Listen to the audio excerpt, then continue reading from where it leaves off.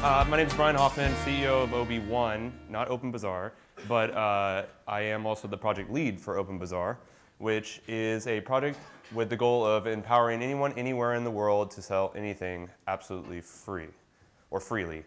And the double entendre is meant. Free as in it does not cost anything to sell on something on OpenBazaar, but it is also a technology that is aiming to increase freedom for commerce across the world. So this is my team, OB1. We do the majority of the development on OpenBazaar, but the reason that I wanted to point out this slide is that most of these individuals came to OB1 as contributors to our open source project. So we don't generally go out and look for just engineers to work on the project. Usually they come to the project, they contribute something meaningful, and we incorporate them into the company. And in that respect, our team is completely decentralized itself, and all of these people live in different places across the world. We've had people work for us from Greece, Australia, all throughout the US, and we're looking to bring some people from Asia as well.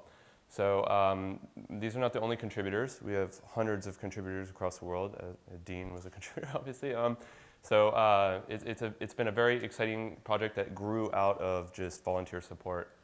But OpenBazaar as a whole is the first truly decentralized marketplace on the internet. So what does that mean exactly?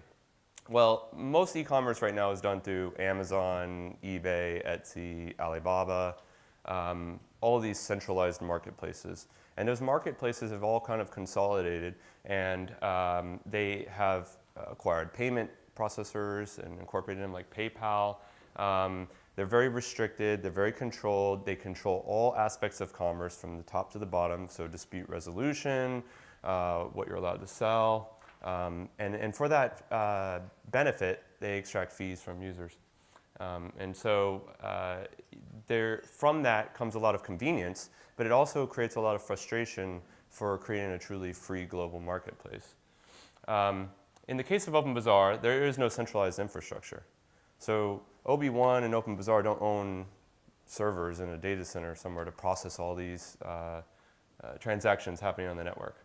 It's completely peer-to-peer, and all of the people using OpenBazaar form the network and talk to each other through the software. That creates a situation where there are no middlemen to extract fees. So it literally costs you nothing to advertise digital goods, physical goods, or cross-border services. And the network primarily uses Bitcoin. I mean, Bitcoin is the sole reason why this is able to be created.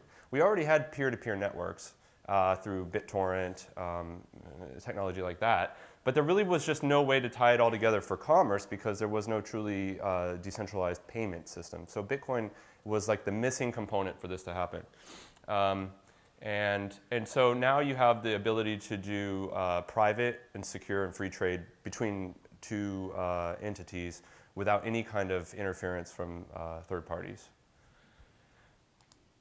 So these two diagrams kind of show easily the difference between what I just described. So in the case of eBay, Taobao, Amazon, they're in the middle. So whenever a buyer wants to buy something from a vendor, he has to go through that middleman. So the platform owner is the gatekeeper. They charge a toll for being on the system, and it can be upwards of 10 to 15% for average physical goods. It can be much higher for digital goods. And you get the benefit of having a large set of eyes looking at your products and services. But the most important aspect of those businesses, the most valuable piece of those businesses, why they're worth so many billions of dollars is because they actually own all of this data, right? They're data owners. I think that's it's common across all these huge siloed centralized businesses. They own all the data. Facebook is a data company, right? Google's a data company. But decentralization, it disrupts that model, right? Like because there is no central entity that owns that data.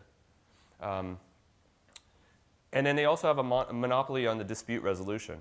So whenever you have a problem with like an Amazon order, you don't get to like really deal with the individual merchant that much. Usually what it comes down to is you get frustrated and you go to Amazon and you complain and you have to go through their customer support team and they have some standard set of rules that you go through and everybody ends up unhappy and frustrated.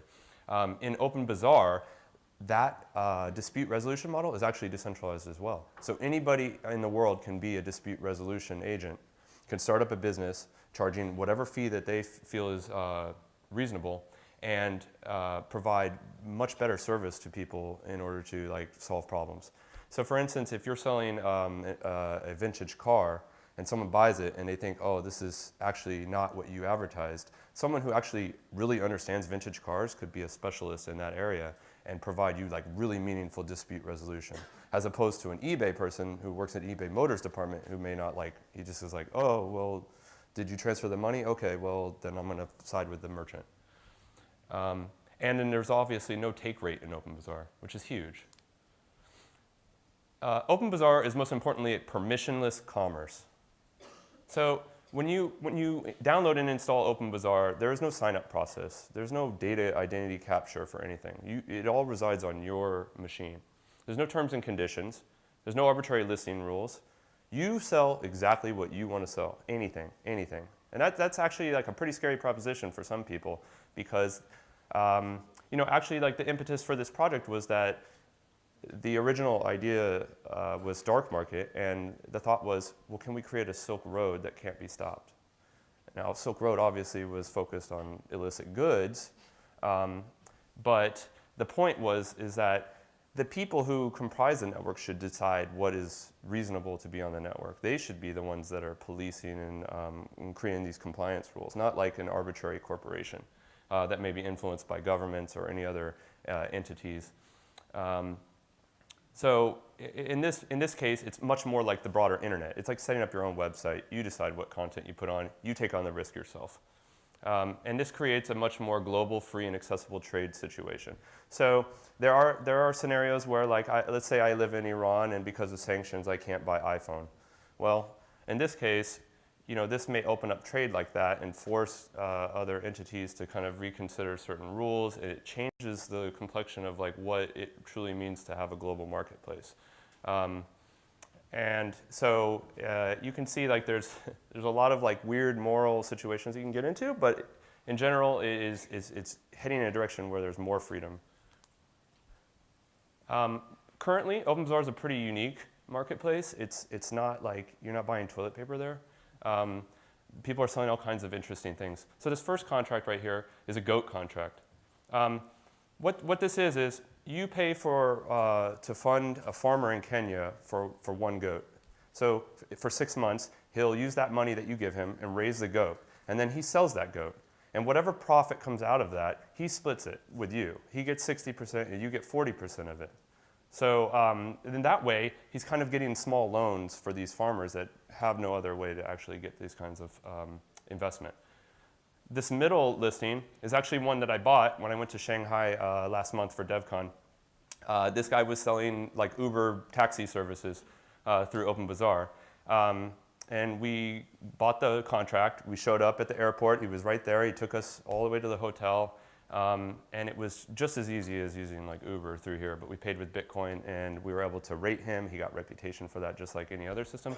So it's pretty much like creating like a decentralized Uber, essentially.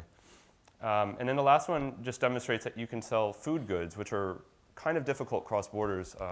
There's a lot of restrictions and rules about what you can and can't sell.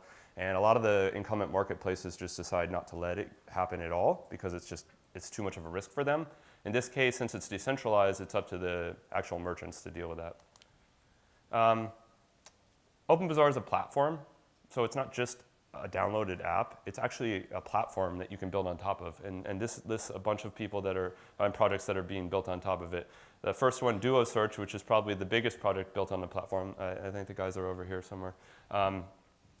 They built a search engine on the network. And if you go to Duo Search, duosur.ch, you can see everything on the network pretty much and find the listings and then go and purchase them on OpenBazaar. And so they're building an app on top of the network. OpenBazaar is only possible because of open protocols.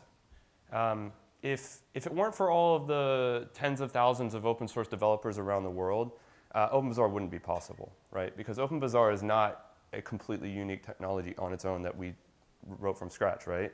Like it involves usage of IPFS, which is an open source platform. It uses Bitcoin. It uses the concept of these Ricardian contracts, which was an open sourced concept. And pretty soon we're going to be enabling Tor support, which is really huge because that actually enables true anonymity on the marketplace. So I'll just take a quick moment to show you a little bit about where we're going for the future of OpenBazaar. So this is going to be some differences between the current version and the new one. In OpenBazaar 2.0, we're actually going to be integrating our own wallet that you'll be able to use just like any other wallet. It's an SPV wallet. In our current version, you have to use an outside wallet. So you have to leave OpenBazaar, pay with your normal wallet, and come back into the OpenBazaar platform. In this case, you're going to now have your very own wallet in OpenBazaar. We're improving P2P network and storage by using IPFS. IPFS is like an amazing technology. If you haven't heard about it, I would recommend reading about it, but it's just a very interesting way to do decentralized storage across the internet, and it will allow OpenBazaar to be much more robust and resilient.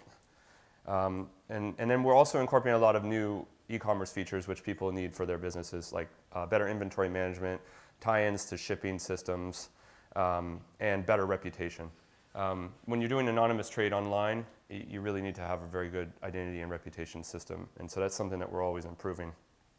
And a really big one for a lot of people is the ability to include Tor. So up until now, your activity on the network is still somewhat traceable. So doing things that are, need more privacy couldn't be done.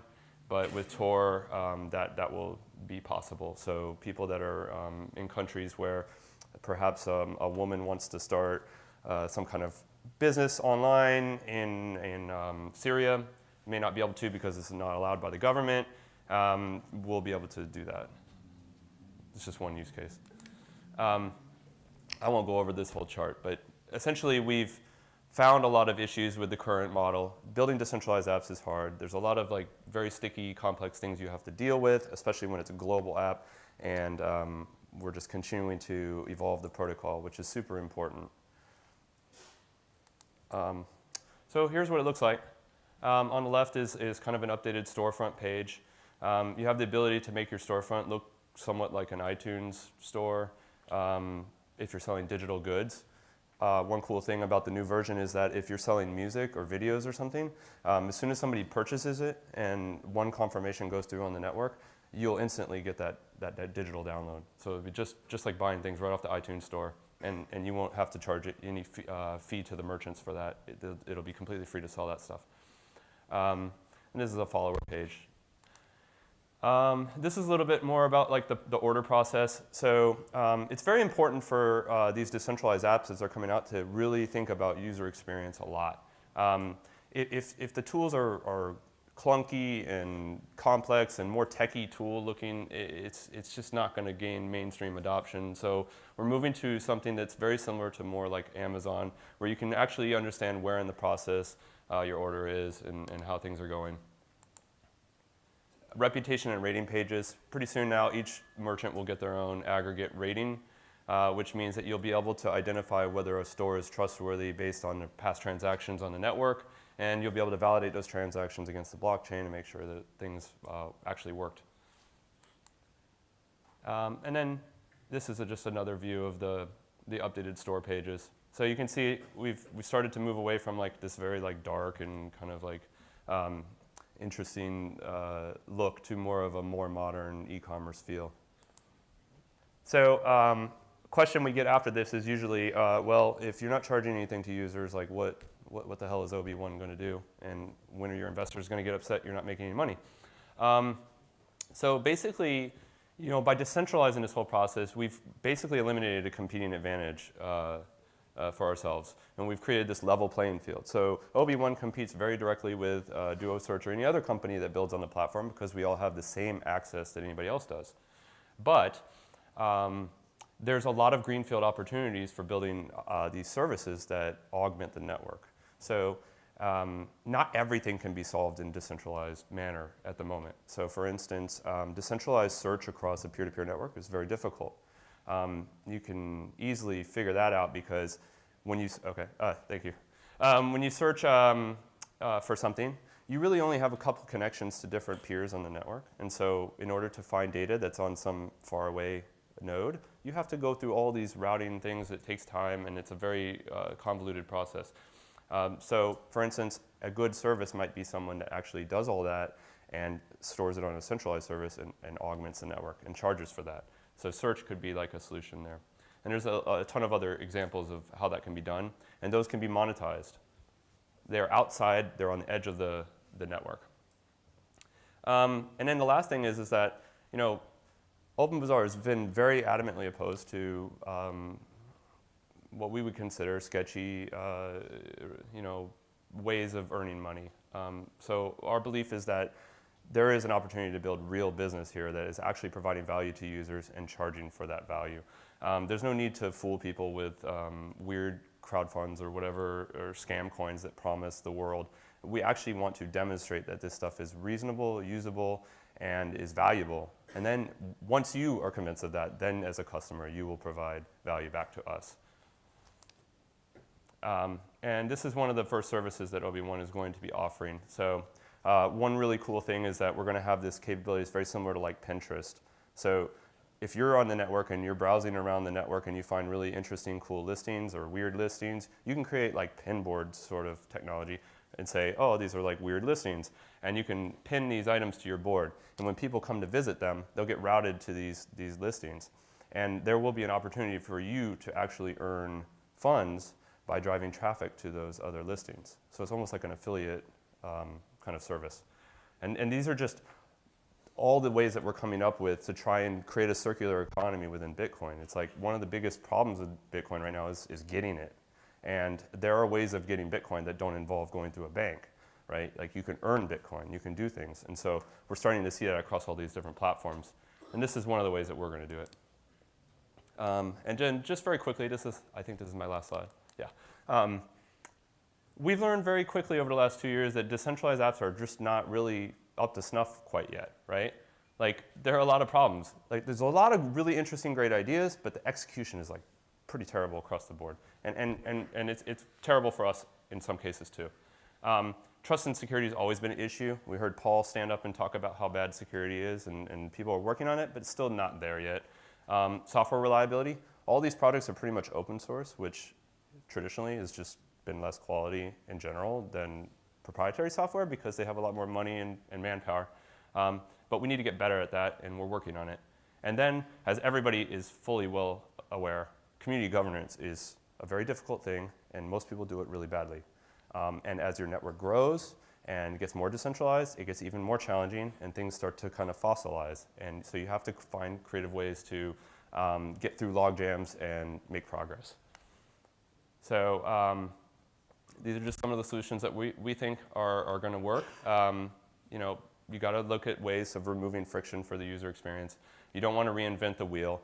Let's work together. Let's collaborate between different projects and share our knowledge capital and build better systems that integrate.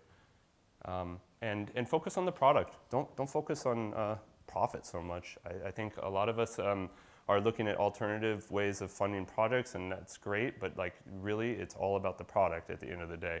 If you don't create something that people want to use or can use, your product is not going to succeed. And so if you haven't already, go and download OpenBazaar at openbazaar.org. If you're a coder, get involved at our GitHub. And if you just love OpenBazaar and want to know more, come and join our community Slack. We have over 3,300 people in there actively chatting, and it's a very, very interesting place to be. A lot of really smart people. So thank you very much for all your time.